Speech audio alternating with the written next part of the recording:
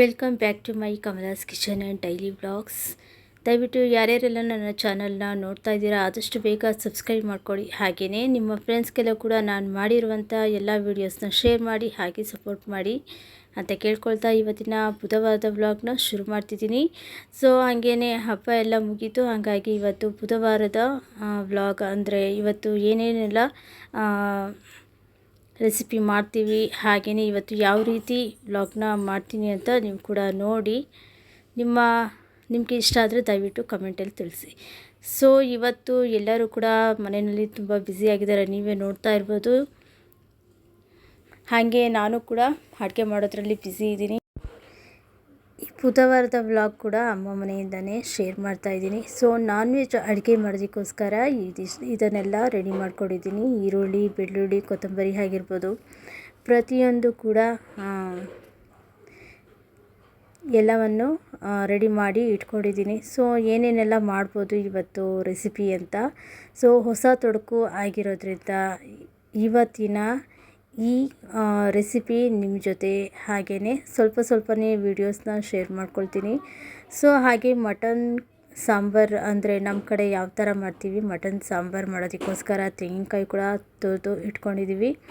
ಹಾಗೆಯೇ ಧನಿಯಾ ಪುಡಿ ನೆನೆಸಿ ಕೂಡ ಇಟ್ಕೊಂಡಿದ್ದೀನಿ. ನಮ್ಮ ಕಡೆ ಧನಿಯಾ ಪುಡಿ ನೆನೆಸಿ ಇಟ್ಕೊಂಡು ಈ ರೀತಿ ಸಾಂಬಾರು ಮಸಾಲೆನ ರುಬ್ಬಿ ಮಾಡ್ತಾರೆ. ಸೊ ಯಾಕೆ ಅಂತಂದರೆ ಧನಿಯಾ ಪುಡಿ ತರಿಯಾಗಿರೋದ್ರಿಂದ ಅದನ್ನು ಟೊಮೆಟೊ, ಈರುಳ್ಳಿ, ಕೊತ್ತಂಬರಿ ಸೊಪ್ಪು ರುಬ್ಬಿ ಇಟ್ಕೊಂಡು ಸೇರಿಸ್ಕೊಳ್ತೀವಿ. ಸೊ ಹಾಗೆಯೇ ಸ್ವಲ್ಪ ಫ್ರೆಶ್ ಗಾಳಿ ಸಿಗಲಿ ಅಂತ ಹೇಳಿ ಮನೆಯಿಂದ ಅಂದರೆ ಬಾಲ್ಕನಿಗೆ ಬಂದು ಸ್ವಲ್ಪ ಗಾಳಿ ತೊಗೊಳ್ತಾ ಇದ್ದೀನಿ. ಸೊ ನೀವು ನೋಡ್ಬೋದು ಮಾವಿನ ಮರ ಕೂಡ ತುಂಬ ಚಿಗುರಿದೆ. ಹಾಗೆಯೇ ನನ್ನ ಮಗಳು ಮ್ಯಾಗಿ ಬೇಕು ಅಂತ ಹೇಳಿದ್ಲು, ಅದಕ್ಕೋಸ್ಕರ ಮ್ಯಾಗಿ ಕೂಡ ಮಾಡಿಕೊಟ್ಟಾಯಿತು. ಹಾಗೆ ಅಡುಗೆ ಮಾಡೋದಕ್ಕೋಸ್ಕರ ಎಲ್ಲ ಪ್ರಿಪರೇಷನ್ ಕೂಡ ನಡೀತಾ ಇದೆ. ಸೊ ಎಲ್ಲರಿಗೂ ಕೂಡ ಇವತ್ತು ಯುಗಾದಿ ಹಬ್ಬದ ಹೊಸ ತೊಡಕು ನಮ್ಮ ಮನೆಯಲ್ಲಿ ಸ್ಪೆಷಲ್ಲಾಗಿ ನಿಮ್ಮ ಜೊತೆ ಶೇರ್ ಮಾಡ್ಕೊಳ್ತಾ ಇದ್ದೀನಿ. ಸೊ ಹಾಗೆಯೇ ಇವತ್ತು ಮಟನ್ ಕೂಡ ತಂದಿದ್ರು, ಅದನ್ನು ಕೂಡ ತೊಳೆದು ನಮ್ಮ ಅದಕ್ಕೆ ಕೊಡ್ತಾಯಿದ್ದಾರೆ. ಸೊ ಅಡುಗೆಗೆಲ್ಲ ಒಗ್ಗರಣೆ ಹಾಕ್ಕೊಳ್ಳೋಣ ಅಂತ ಹೇಳಿ ನಾನೇ ಕೂಡ ಅಡುಗೆ ಮಾಡ್ತಾಯಿದ್ದೀನಿ, ನೀವು ನೋಡ್ಬೋದು. ಹಾಗೆಯೇ ಹಬ್ಬದ ದಿನ ಮಾಡಿರುವಂಥ ಅಡುಗೆಗಳೆಲ್ಲ ಉಳಿದಿತ್ತು, ಅದನ್ನೆಲ್ಲ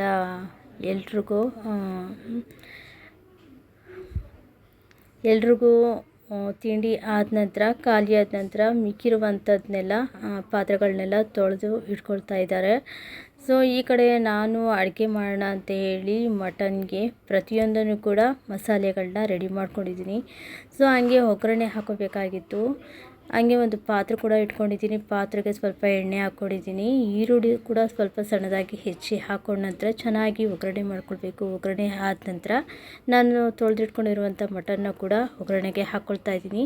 ಅದಕ್ಕೆ ರುಚಿಗೆ ತಕ್ಕಷ್ಟು ಉಪ್ಪು, ಅರಿಶಿಣ, ಸ್ವಲ್ಪ ಕೊತ್ತಂಬರಿ, ಪುದೀನ ಹಾಗೂ ಸ್ವಲ್ಪ ಪೆಪ್ಪರ್ ಪೌಡರ್ ಹಾಗೂ ಜಜ್ಜಿರುವಂಥ ಬೆಳ್ಳುಳ್ಳಿ ಇವಿಷ್ಟನ್ನು ಕೂಡ ಸೇರಿಸ್ಕೊಂಡ ನಂತರ ಚೆನ್ನಾಗಿ ಒಗ್ಗರಣೆ ಮಾಡ್ಕೋಬೇಕಾಗುತ್ತೆ.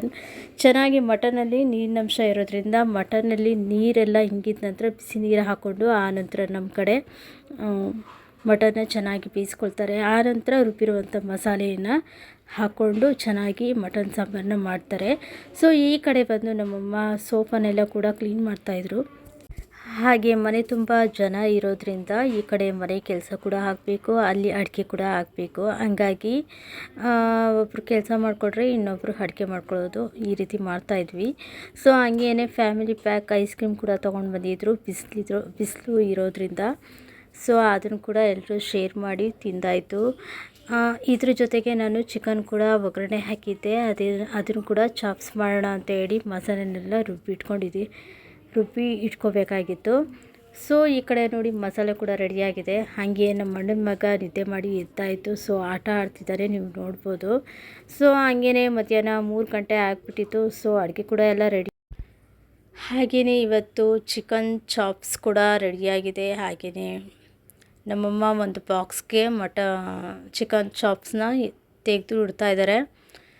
ಸೊ ಹಾಗೇ ರೈಸ್ ಕೂಡ ರೆಡಿಯಾಗಿದೆ. ಇದ್ರ ಜೊತೆಗೆ ಸೌತೆಕಾಯಿ, ನಿಂಬೆಹಣ್ಣು, ಆನಂತರ ಇದಕ್ಕೆ ಕಾಂಬಿನೇಷನ್ ಆಗಿ ಮುದ್ದೆ ಕೂಡ ರೆಡಿ. ಹಾಗೆಯೇ ಇವತ್ತು ಮಟನ್ ಸಾಂಬಾರು ಯಾವ ರೀತಿ ಇದೆ ಅಂತ ನಿಮ್ಮ ಜೊತೆ ಶೇರ್ ಮಾಡ್ಕೋಬೇಕು ಅಂತ ಅನಿಸ್ತು. ಸೊ ನೀವು ನೋಡ್ಬೋದು. ನಿಮ್ಗೆ ಇಷ್ಟ ಆದರೆ ಖಂಡಿತ ನೀವು ಕಮೆಂಟಲ್ಲಿ ತಿಳಿಸಿದ್ರೆ ನಾನು ಮಟನ್ ಸಾಂಬಾರನ್ನ ಯಾವ ರೀತಿ ಮಾಡೋದು ಅಂತ ನಾನು ನಿಮ್ಮ ಜೊತೆ ಶೇರ್ ಮಾಡ್ಕೊಳ್ತೀನಿ.